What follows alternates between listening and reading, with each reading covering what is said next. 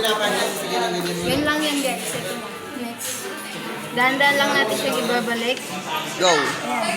Yung mga ano natin, make sure na swak siya sa mga ano niya. Itanggal natin na screw. Swak lang natin siya dito sa mga port natin. Back pan port natin. Yung mga connector ng mga wires o adapters. Ayan. Gagawin natin, na-screw na natin yung mga nakuha natin dito. Ito. Na-screw ko na.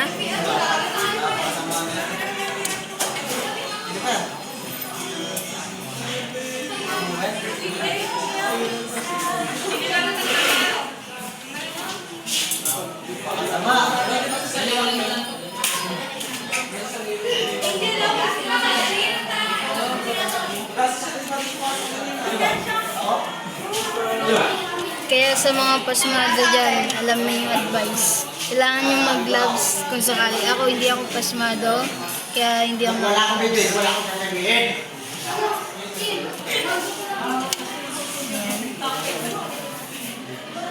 Careful lang ulit tayo.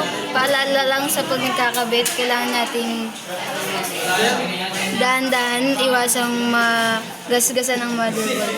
Kasi pinaka-importante ang motherboard. And pangalawang pinaka-importante yung CPU, yung processor natin. Hindi na natin siya i-open, pero papakita ko bago tapos paano siya tanggalin.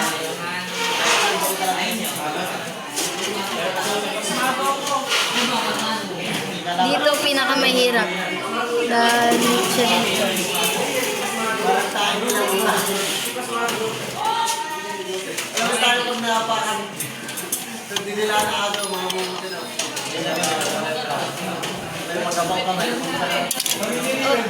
Tayo video yun. Kakat ko naman. Head. Tangin mo. Done. Cut mo na dyan.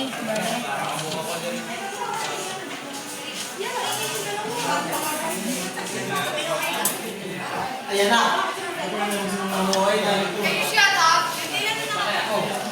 Hindi ko mabigyan na sarili na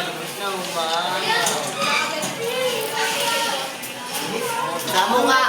Ang advice ko lang guys, kailangan natin maging maingat dito sa mga ilalagay natin.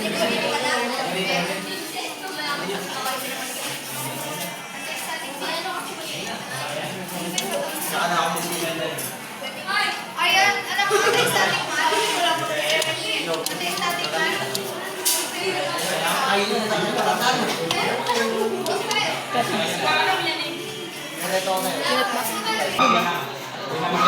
Go! Babalik lang natin ang ano natin, ilalagay na natin. Kukonek muna natin siya dito. Ayan, hindi na kayo malilito, may ano naman siya. Bilang na pattern, bilang yung ano. Connect na natin ang ating cooling fan. Ayan. Kuha tayo ng screw.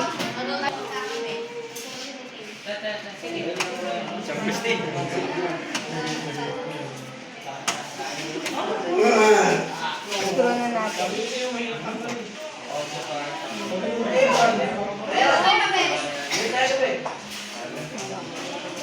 Hindi naman tayo malilito sa screw kasi hindi sila ng mga nagamit.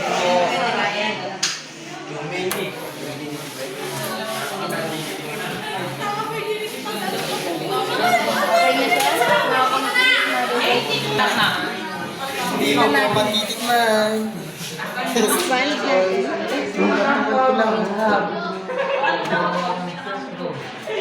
Dinalak natin. Ito, i-connect na natin siya sa pinag-connectan natin. Ito, balik lang natin siya.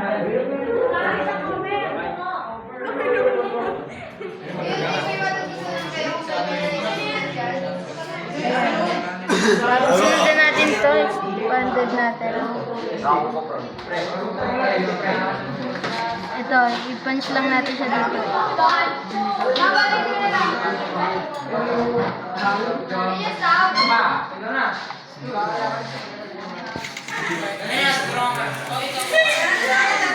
Bakit may kasama?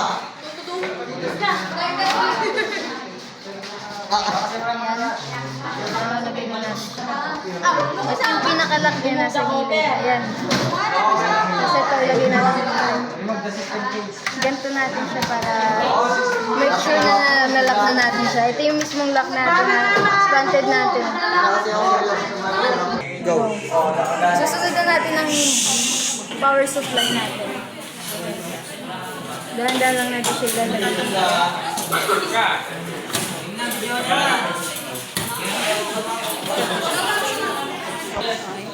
Siguro na natin.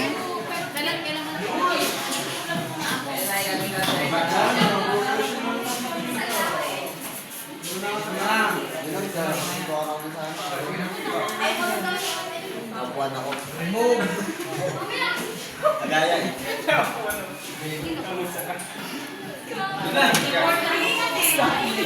Papasok power supply. Ito, connect natin sa dito. Papatay kita po, yan mo na yung kita mo ba? Wala pa nga ako. Kunyari, di ako nakasunod. Hindi na tayo malilito kasi meron na tayong pattern na sinasabi. Ito, yung mga ganito natin. Mga butas sila or yung mga pattern nila. Ito. May number na din siya. Dito yung 1.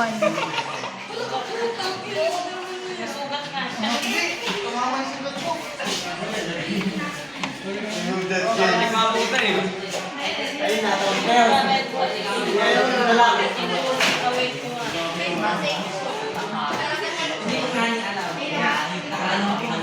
Kunyari, di na pinagkita.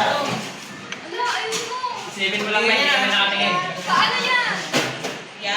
Hindi mo, di na pinagkita. Okay.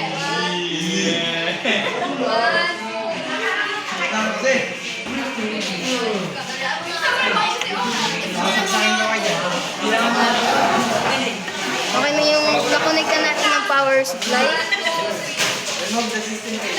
Ano yun? Yung mga nakakabit sa, yung mga nakakonect sa HDD and ODD. Ito. May pattern siya. Kung bumulong blind tayo, tingnan nyo na lang yung pattern. Parang gago naman talaga po. Ay, ito kasi si Ate. Bilang nga kasi maayos kasi.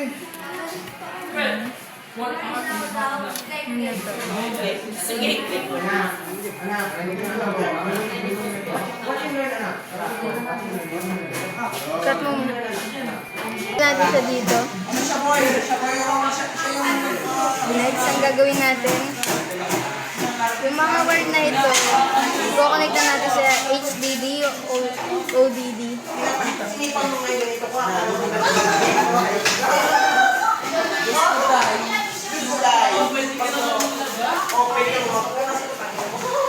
Yan. Ito, connect na natin siya. Cut mo muna. Connect na natin sa ODD. Ano yung pinaglalaban nyo?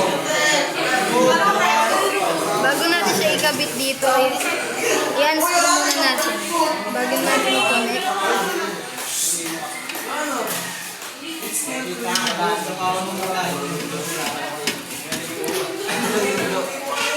Cut mo.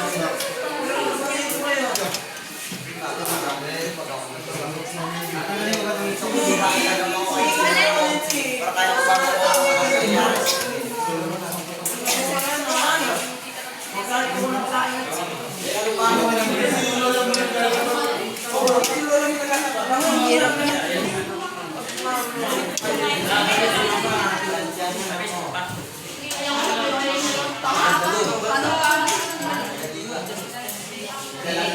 Kali eh. Tama ko kasama yung mama ko. Subukan niyo magkasama yung mama. Ay, padre, oo.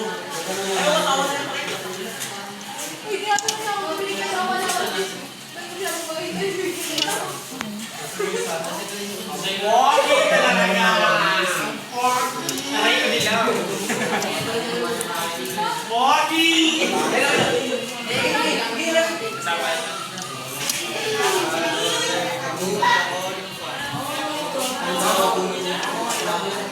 Di ba? Gusto mo ibang ka?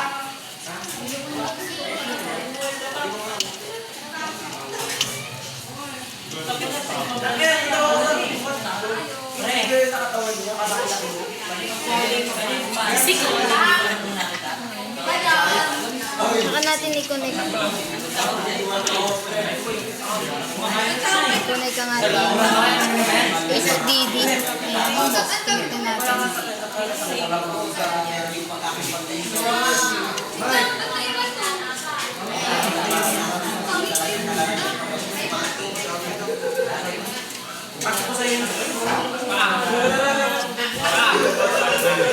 Okay, bago natin siya isara, tingnan natin yung mga... tingnan na natin ito na yung pag-disassemble and assemble. Ito na yung last assemble. And double check natin yung power na lang. Ayan. Makakonect na natin power supply sa HDD and ODD. Ayan. Ito yung ano natin, processor. Makakonect na din lahat ng... Okay, connect na din natin ito.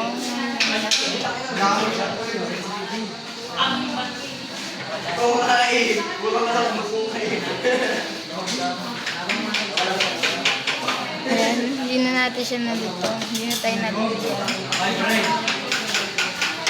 Lagay na natin ito. Na-double check naman na natin itong ating system unit na sa motherboard lahat ng mga nakakonect. Balik na natin siya dito.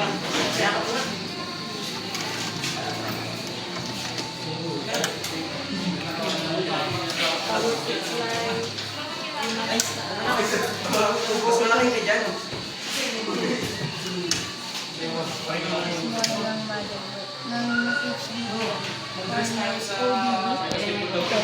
Connect na natin.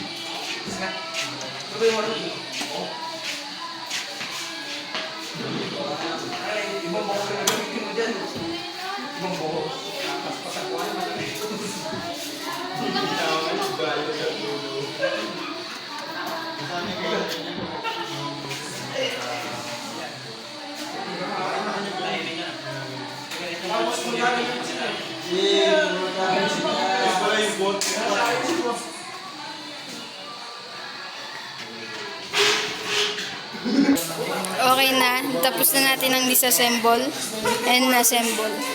Ayan, nag-assemble na tayo guys. Tingnan na natin, double check natin yung mga non-screw natin. And wala namang nagkulang, sakto lahat. Ayan, kung saan natin siya tinanggal kanina, naibalik naman natin siya. Okay. Ayan, yung mga wire sa system unit. Ayan. Nakabit natin silang lahat. Meron kaya magkita na dalawa, lalo pa marami. Hindi, ito kami. Okay guys, ito na. Tapos na natin. Balikan natin yung Wala mo pa nakagbutan sa inyo.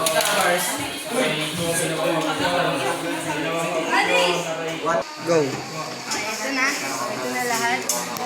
Lahat yan, Ito na yung ating system unit. may nakita na alam niya namang marami nangyari. Likod.